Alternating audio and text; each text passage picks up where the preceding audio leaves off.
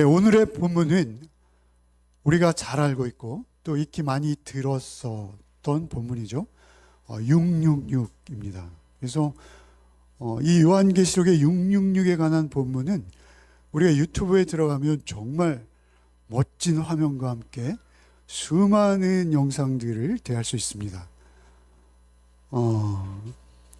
결국 666이 무엇이죠? 우리의 이마나 우리의 오른손에 사단이 표를 준다는 것이죠. 사단이 우리의 이마나 우리의 오른손에 어떠한 표를 새긴다는 거예요.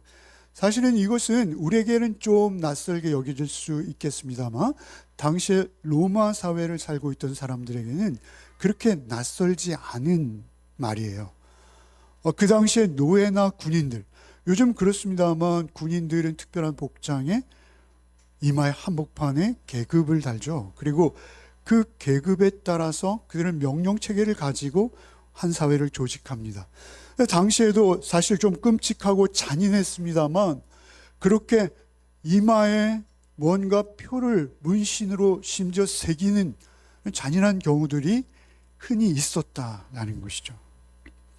그래서 이 말씀을 하실 때 그들은 쉽게 알아들을 수 있었다라는 것입니다. 그러나 성경에서 말하는 것은 실제 물질적으로 우리의 이마에 표가 있다는 건 절대 아니죠.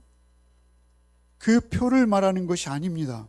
그래서 우리는 이것을 오늘날 사람에 해서 누구다, 이것은 누구다.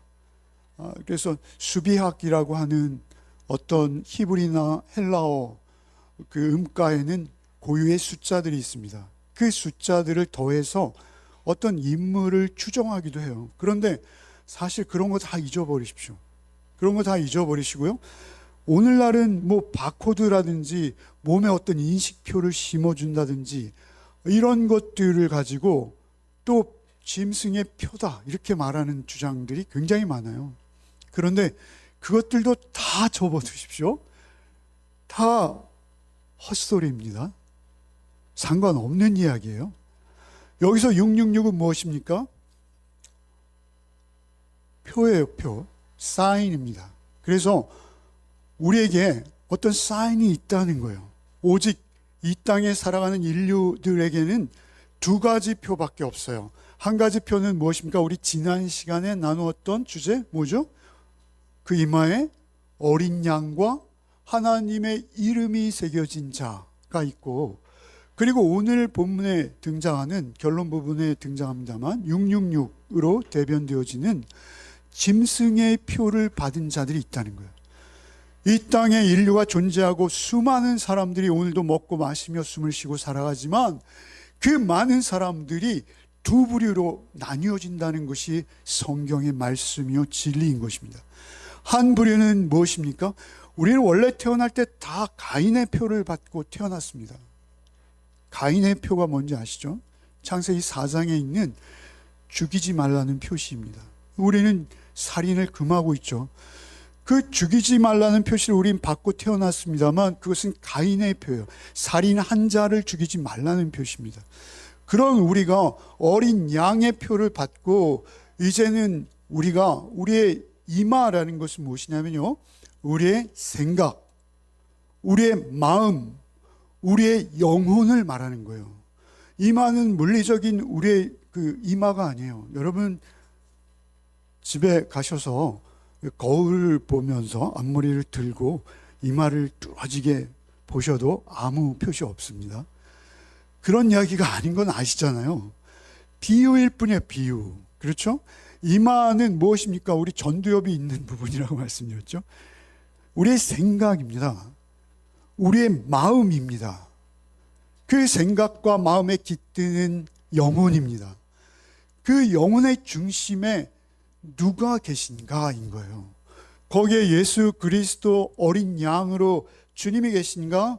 아니면 거기에 짐승이 있는가? 둘 중 하나라는 것입니다.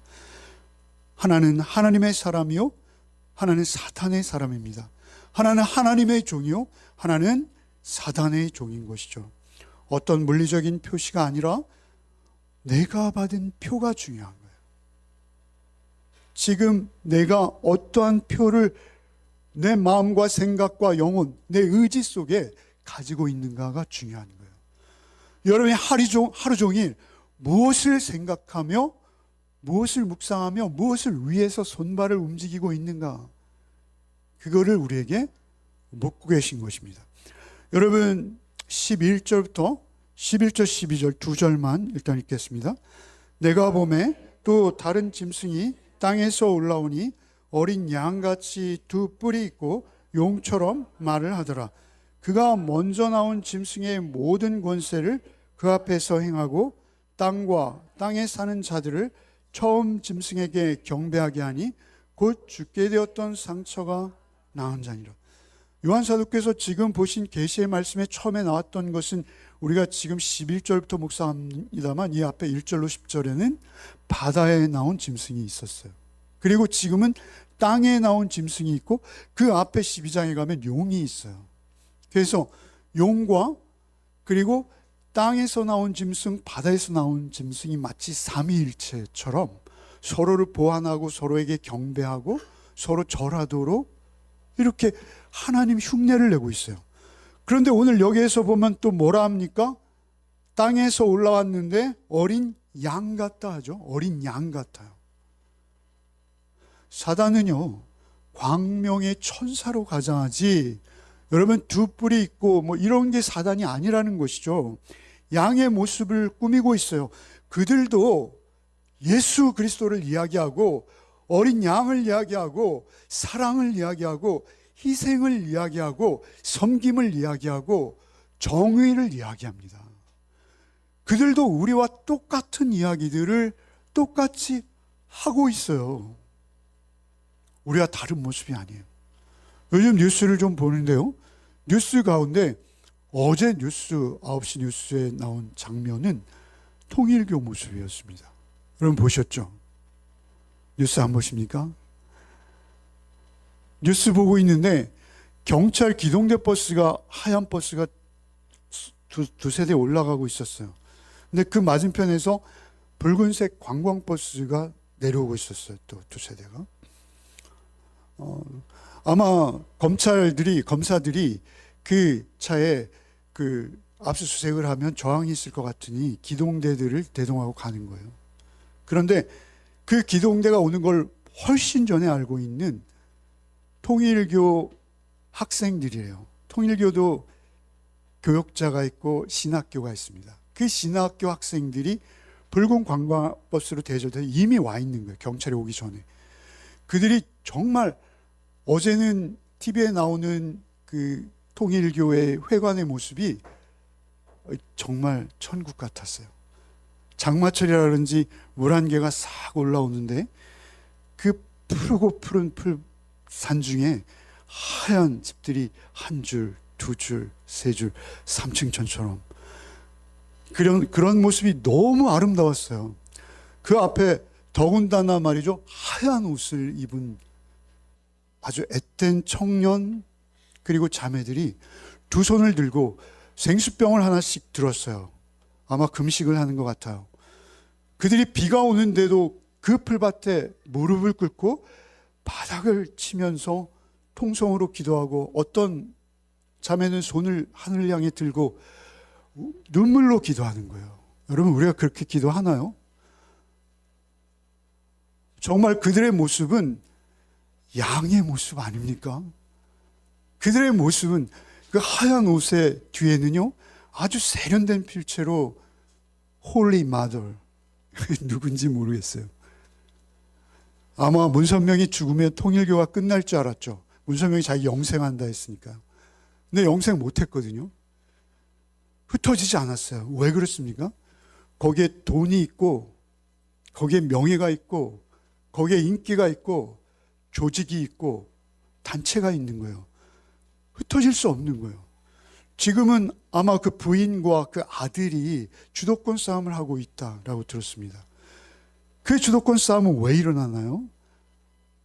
그들은 짐승의 음성을 가지고 있는 거예요. 짐승의 음성.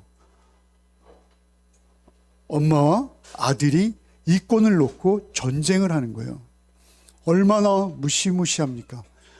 그들은 양의 모습을 하고 있지만 그들의 음성은, 그들의 손은 짐승의 모습인 거예요. 영락없이. 그러나 우리가 보기에 그들의 겉모습, 그들의 모양은요, 우리와 비교할 수 없이 더 양 같아요. 양 같아요. 그럼에도 그들의 정신과 내면은 짐승과 다름이 없다는 것입니다. 짐승을 방불한다라는 것이죠. 그들의 음성은 짐승의 음성이에요. 그들이 모든 청춘을, 인생 전체를 그들에게 바치고 그들의 종노릇을 하고 있다라는 것이죠. 그 용의 속삭임에서 그들이 빠져나올 수 있는 길은 거의 없다고 보여집니다. 그런데 그들만 그런가요? 우리도 그 위험에 있습니다. 여러분, 정통교단이라고 해서 그들과 다를까요? 그렇지 않습니다. 소위 정통이라는 자들도 얼마든지 짐승의 모습이 될 수 있다라는 것입니다. 성경을 그토록 인용하면서도 굵은 성경책을 들고 매일 다니지만 복음은 없다는 것이죠. 복음은 왜곡된다는 것이죠. 거룩함을 소리 높이지만 십자가도 없고 피 흘림도 없고 그들에게는 오직 그들의 인기와 영화와 영달만이 있을 뿐이에요. 그러한 헛된 권위, 십자가 없는 권위들이 얼마나 소리를 높이고 있는지 우리의 혼을 빼갈 정도입니다. 그들에게 우리의 마음을 빼앗길 정도입니다. 오직 성경을 펼칠 때마다 우리는 피 흘리신 어린 양 예수 그리스도를 우리의 마음과 우리의 생각의 중심에 모셔야 되는 거예요. 그 주님이 계시지 않으면 그 복음이 빠진 어떠한 설교도, 어떠한 이론도, 어떠한 교리도 우리에게는 거룩을 줄 수 없고 사랑을 줄 수 없고 평안을 줄 수 없습니다. 오늘 그 말씀 하시는 거예요. 13절부터 15절을 한번 읽어보겠습니다. 큰 이적을 행하되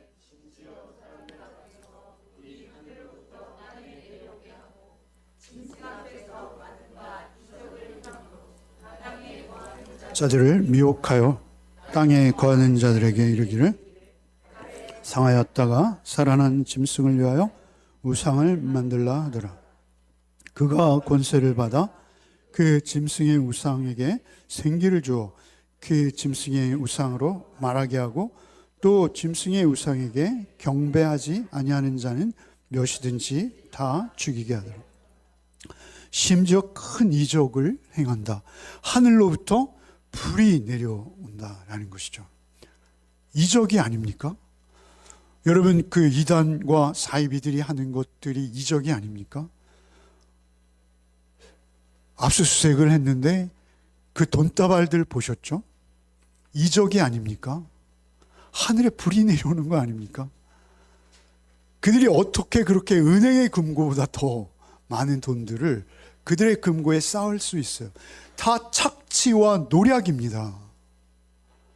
그런데 그 무수한 착취와 노력들을 가지고 그들은 정치적으로, 경제적으로, 사회적으로 각종 미디어와 언론과 방송국과 심지어는 모든 것들, 영향력 있는 유명인들을 자신의 오른손에 쥐고 마음대로 흔들어댈 수 있다라는 것입니다. 그럴 때 우리는 그러한 것들에 매혹되어서 그 정체가 용의 소리인지 용의 음성인지도 모른 채 그것들에 속절없이 끌려갈 수 있는 존재가 우리라는 것입니다.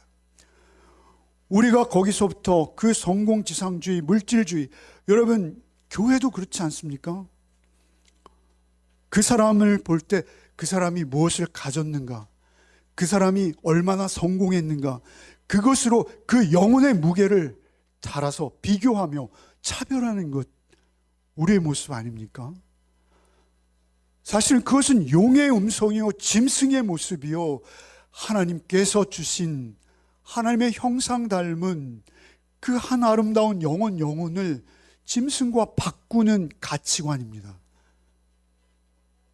그러한 사고입니다. 그런데 그러한 사고에 우리는 영향을 받지 않습니까? 여러분, 오늘 여기에 보면 15절에 그 권세를 받아 그 짐승의 우상에게 생기를 주어 이렇게 말하죠. 생기를 줍니다, 우리가. 그래? 얼마나 설득력 있는지요? 마치 살아있는 것처럼 그 건물이, 그 조직이, 그 경제적 능력이 우리를 그 앞에 무릎 꿇게 하는 것이죠. 우리를 그 앞에 절할 수 있도록 하는 것입니다.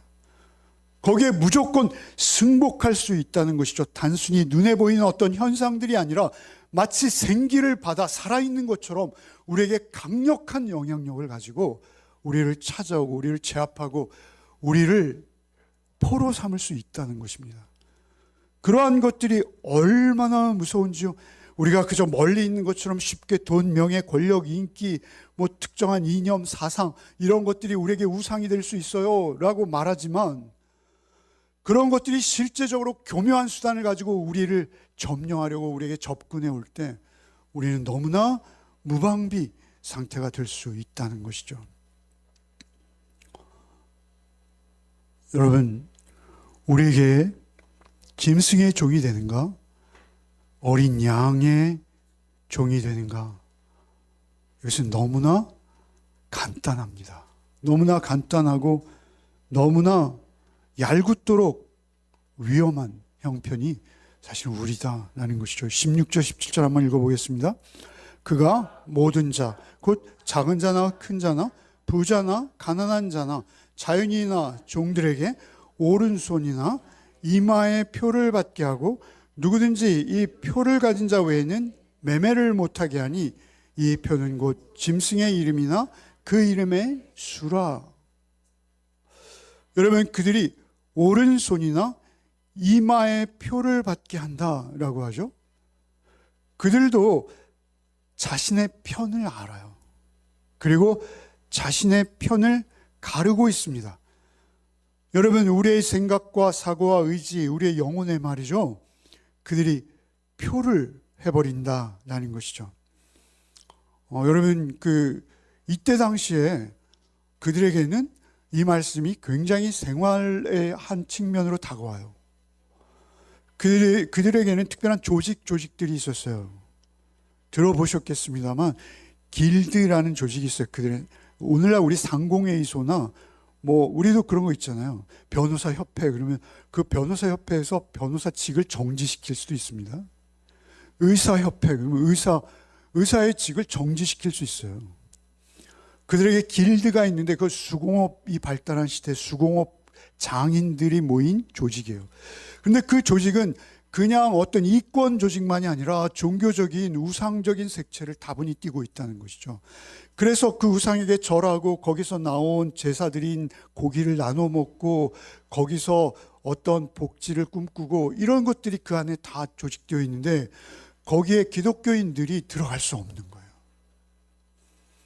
거기에 기독교인들이 우상에 절할 수도 없고 그 음식을 같이 나눌 수도 없고, 그러나 그 상인조합에 들어가지 못하면 그들이 아무리 좋은 기술과 생존 수단을 가지고 있어도 그들은 모든 사회적 관계가 차단된다라는 것이죠.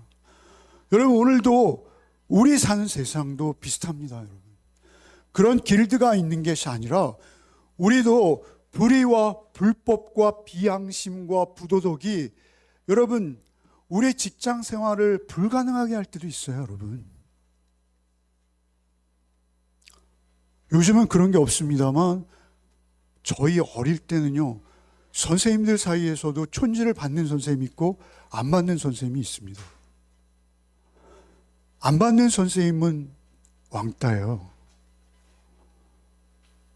그게 교사들 세계, 우리가 숭배하다는 그림자도 밝지 않은 선생님들의 세계도 그랬건만 하물며 이 시대에는 어떻습니까?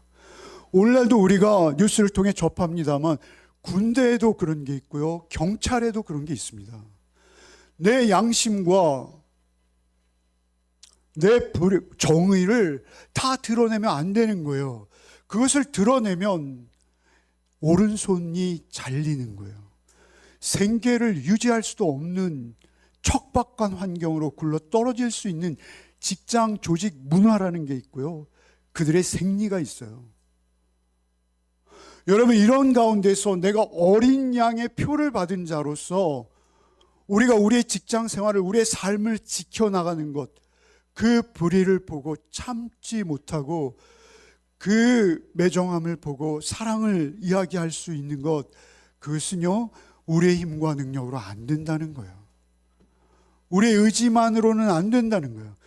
우리가 예수 잘 믿지 않으면 그런 직장의 세태나 세상 속에서 한 사람의 그리스도인으로서의 삶을 살아낼 수 없다는 것입니다.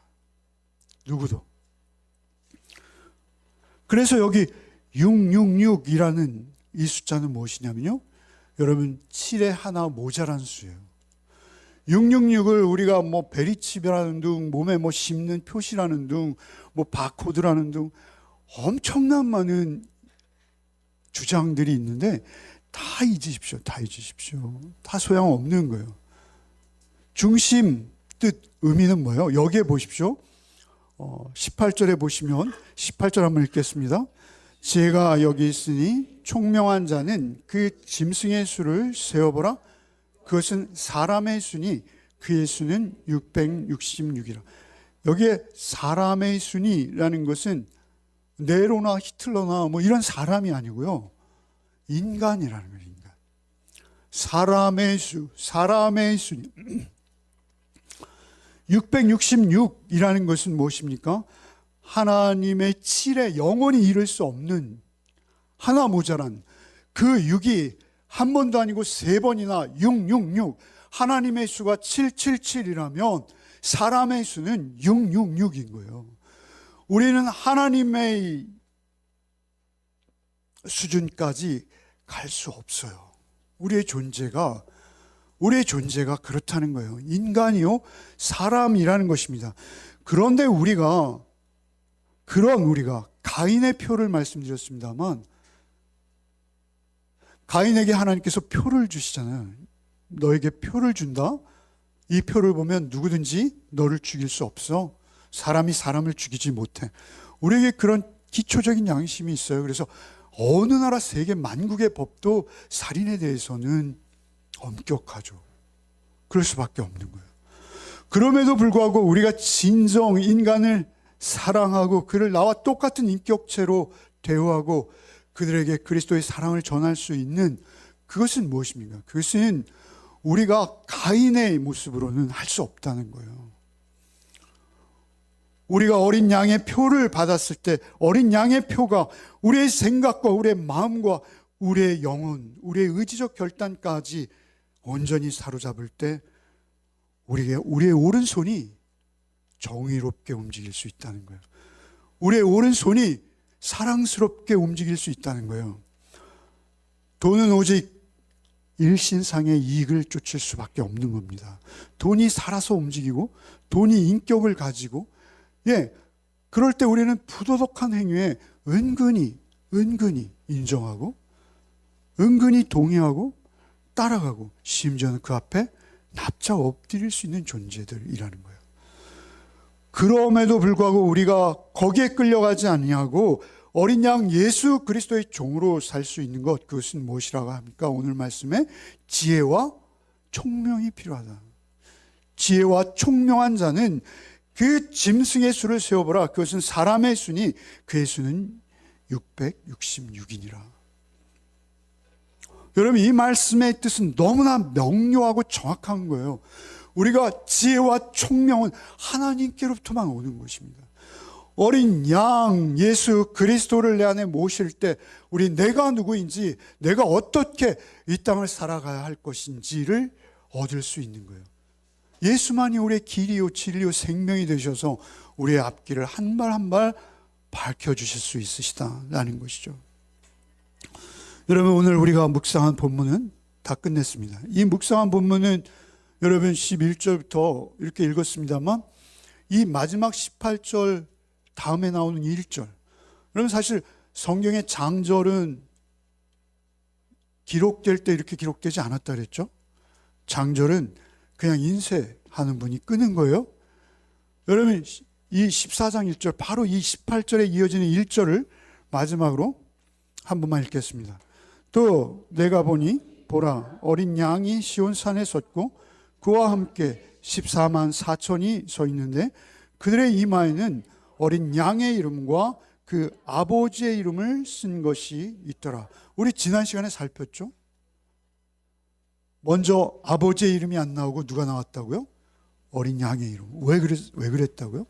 원어에도 이것은 똑같아요. 어린 양의 이름이 먼저 나와요. 아르니온이라는 그 특별한 단어가 왜 어린 양이 27번씩이나 기록되며 계시록의 주인공이 됩니까? 그 어린 양이 이마에 새겨진, 그래서 그가 그의 마음과 생각과 영혼을 어린 양이 주장하고 있기에 그의 손도 그 어린 양의 뜻에 합당한 삶을 살 수 있게 된다라는 것입니다. 여러분 참 16절을 한 번만 띄워주시겠어요? 16절 한번 읽어봅시다. 그가 모든 자, 곧 작은 자나 큰 자나 부한 자나 가난한 자나 자연이나 종들에게 그 오른손 이마에 표를 받게. 사단이 표를 주는데 저는 큰 자, 작은 자, 큰 자는 누구죠? 사회적 영향력이 큰 자, 크게 성공한 자. 작은 자는 누구죠? 그 영향력 밑에서 한 번도 도움을 못 받고 그저 흐지부지 할 수밖에 없는 작은 자. 여러분, 부자, 가난한 자, 주인과 종. 그런데 작은 자, 가난한 자, 종들은 여기서도 비참할 뿐만 아니라 놀랍게도 짐승의 표를 받고 있다는 거예요. 우리 환경이 불우하고 가난해도요, 불의할 수 있어요. 잔인할 수 있어요. 오히려 부자고 영향력 있는 사람들보다 가난하고 가진 거 없는데도 악할 수 있다니까요. 이건 너무 슬픈 이야기예요. 너무 아픈 이야기예요. 여러분, 우리에게 짐승의 표는 사회적 신분이나 지위에 상관없이 우리의 중심을 보시는 하나님께서 우리의 마음과 생각을 꿰뚫어 보시기에 누구든지 우리의 사회적 형편이나 처지와 상관없이 둘로 갈라지고 있다라는 것입니다. 이것이 얼마나 무섭고 여러분 정말 끔찍한 경고인지 모르겠습니다. 여러분 마지막으로 에스겔서 한번 읽겠습니다. 여러분 읽는 거는 한 번 더 남았네요. 에스겔서 9장 3절로 6절 한번 읽겠습니다. 그룹에 머물러 있던 이스라엘 하나님의 영광이 성전 문지방에 이르더니 여호와께서 그 가는 베옷을 입고 서기관에 먹그릇을 찬 사람을 불러 여호와께서 이르시되 너는 예루살렘 성읍 중에 순행하여 그 가운데에서 행하는 모든 가증한 일로 말미암아 탄식하며 우는 자의 이마에 표를 그리라 하시고 그들에게 대하여 내 귀에 이르시되 너희는 그를 따라 성읍 중에 다니며 불쌍히 여기지 말며 긍휼을 베풀지 말고 쳐서 늙은 자와 젊은 자와 처녀와 어린이와 여자를 다 죽이되 이마에 표 있는 자에게는 가까이 하지 말라. 내 성소에서 시작할지니라 하시매 그들이 성전 앞에 있는 늙은 자들로부터 시작하더라. 여러분 놀라운 것은 계시록이 이것은 성경 어디에도 없는 말씀들, 그래서 계시록은 계시록만이 가지는 독특한 말씀들이 너무 많아. 아닙니다, 여러분. 계시록의 말씀 어느 한 구절도 빠짐없이 구약과 연결되어 있습니다. 연결되지 않은 말은 계시록에 전혀 없어요. 특별히 이마에 임받은 자, 에스겔서입니다. 구약이죠. 선지자가 이렇게 말씀하시는 거예요. 4절에 보면 뭐라 하십니까?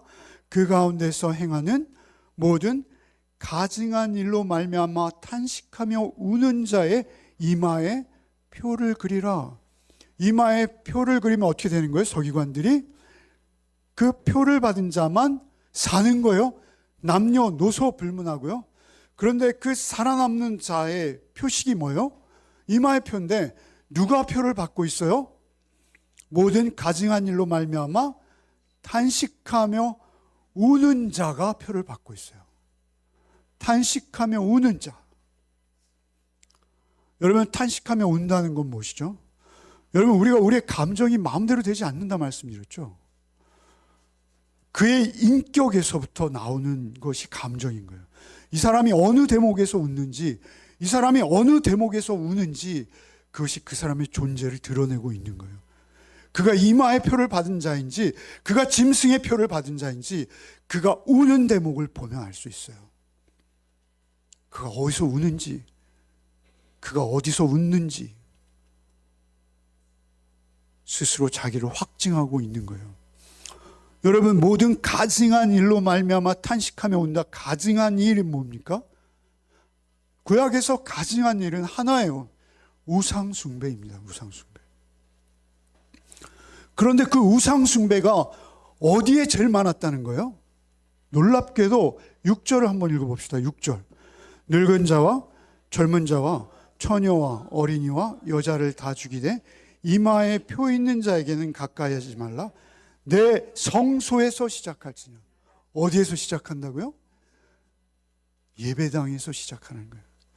예배당에서부터 심판하라는 거예요. 누구부터 심판하라는 거예요? 늙은 자들부터, 나이 먹은 자들부터 심판하라는 거예요.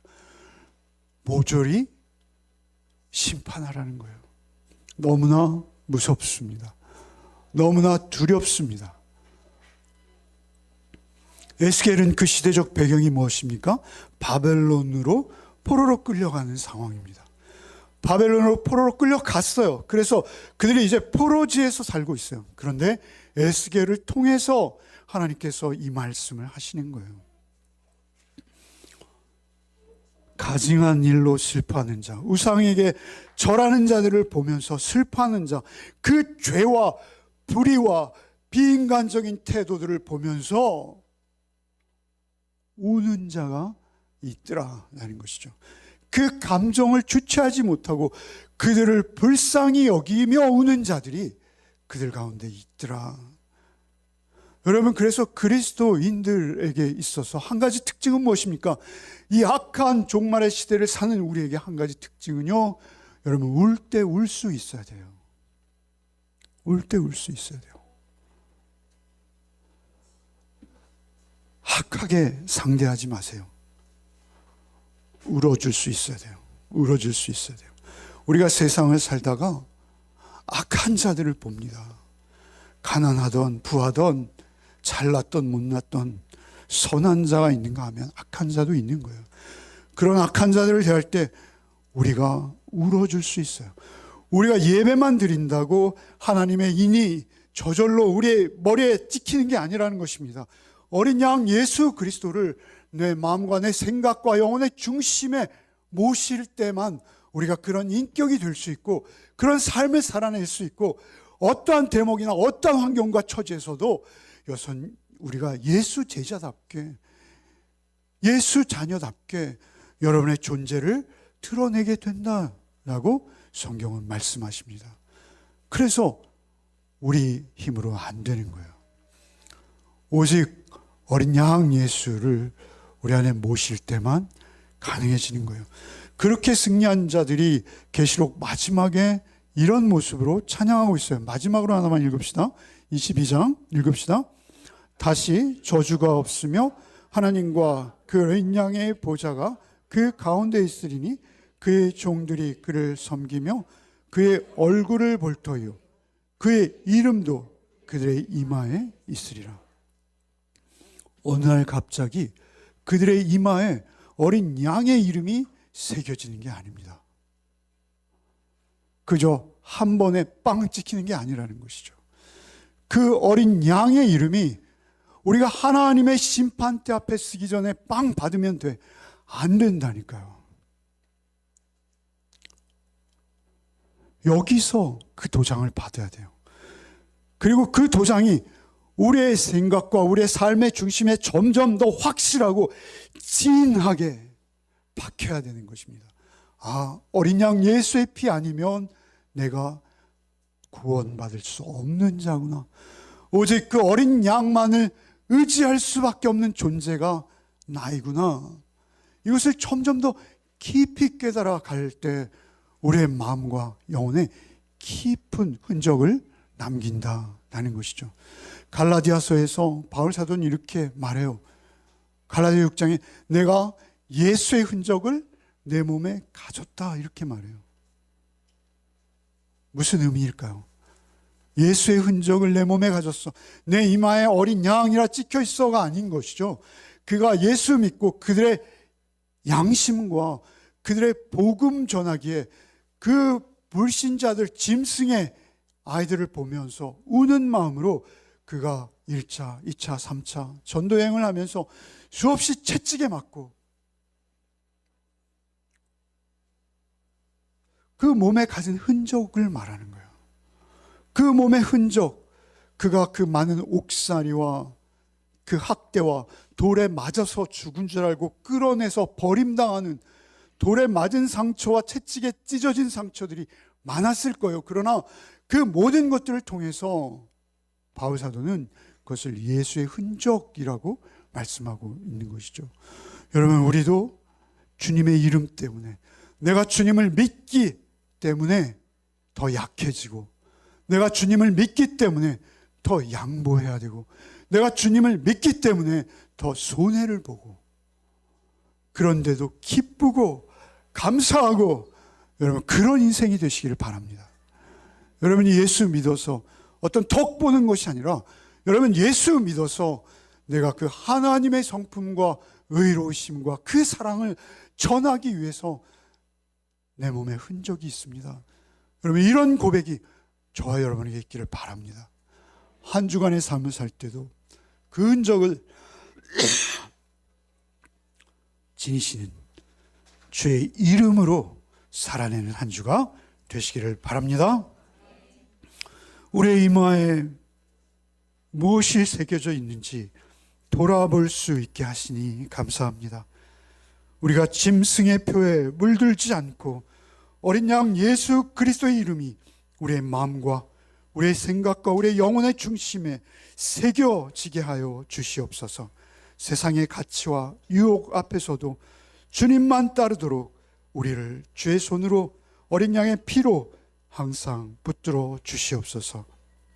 어떠한 고난 속에도 믿음을 지키는 지혜와 총명을 허락하시고 오직 주의 이름 앞에 반응하는 자로 어떠한 상태에서도 우리가 돌이키며 주의 보혈을 의지할 수 있는 영혼으로 한 주도 살아내게 하여 주시옵소서. 예수 그리스도 이름 받들어 기도하옵나이다. 아멘.